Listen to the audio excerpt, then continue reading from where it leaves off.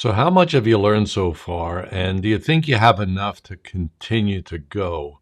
That's what we're going to look at this time when we see some of the things like comparisons and contrasts and try to make sense of something. And to do that, we're going to look at Hebrews chapter 1, the first four verses. So, chapter 1 of Hebrews, verses 1 through 4.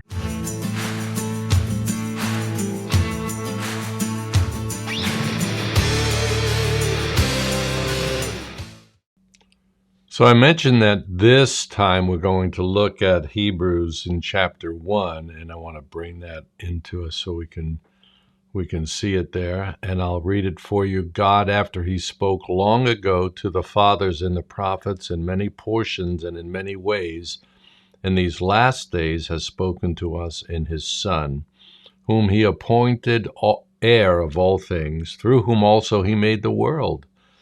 And he is the radiance of his glory, the exact representation of his nature, and upholds all things by the word of his power. When he made purification of sins, he sat down at the right hand of the Majesty on high, having become as much better than the angels. And he has inherited a more excellent name than they. And you see right there that there's a bunch of comparisons and contrasts, if you may, look at when you look at this scripture, and just go back and think about what we said right here, that God spoke long ago to the fathers in the prophets in many portions and in many ways. So there are diverse things happening just right there, as we understand with the prophets, that God has spoken, but in these last days, he's spoken to us in his Son. So the prophets foreshadowed in many ways who Jesus is and what Jesus would do, but these are the final days, and Jesus is the final one. But we want to be able to compare Jesus in that setting, or contrast Jesus in that setting.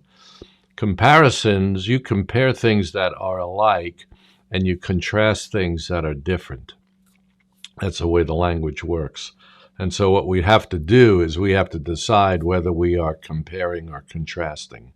And sometimes that's a little bit hard to do. But there are a number of things that we could see there about Jesus that are said just so matter-of-factly. Yet this is perhaps one of the most elegant portions of Scripture that's written. And even though there's language here that even in English makes you stop and think about what he's saying, that the way the writer writes it in the Greek, he uses phrases and parts of speech that just, they are rhythmic in their pronouncement, and they would catch the ear of the listener as to what he is saying, that he has been made the heir of all things. However, he's also made everything that there is, through whom he made everything, and upholds all things by the word of his power. Now here, this would be another one of those assignments, looking at just those first four verses. When the writer is writing, is he writing about God the Son or Jesus of Nazareth? Those two questions always have to be asked whenever we hear something that even hints of theology concerning the second person of the Trinity and Jesus of Nazareth. Not that they're two different entities, but they certainly express, or their nature is different. We say that Jesus is the only person that has two natures, or God the Son, or Jesus actually is both God and human. But they never mix, they never intermingle. If you have any questions about that, go and study some of the creeds, especially the Nicene Creed, which talks about the substance of God, or the essence of God, and how that comes down to us. So that's a very important part that we have to understand. And certainly when we are observing, we want to observe those kinds of things. If I may just put this back up for you and just look at that. He's spoken to us in these last days. See, in times past, long ago, he spoke to the fathers and the prophets. But in these last days, he spoke to us in his Son. Are those just recent days, or are these the days that the prophets spoke about?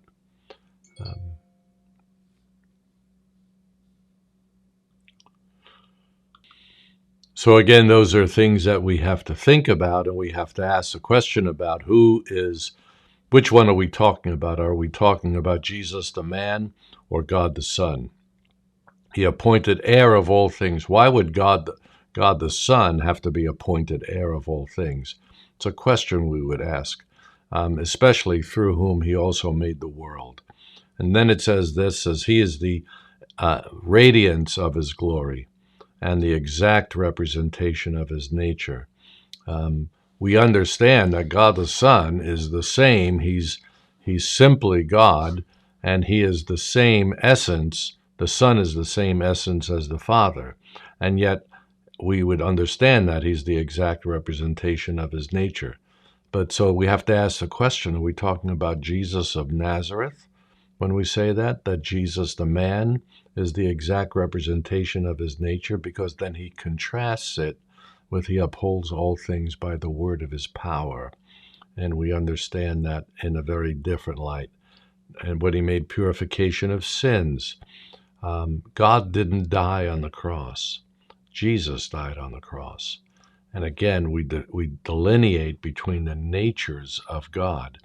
And then he says he sat down at the right hand of the majesty on high, having become as much better than the angels.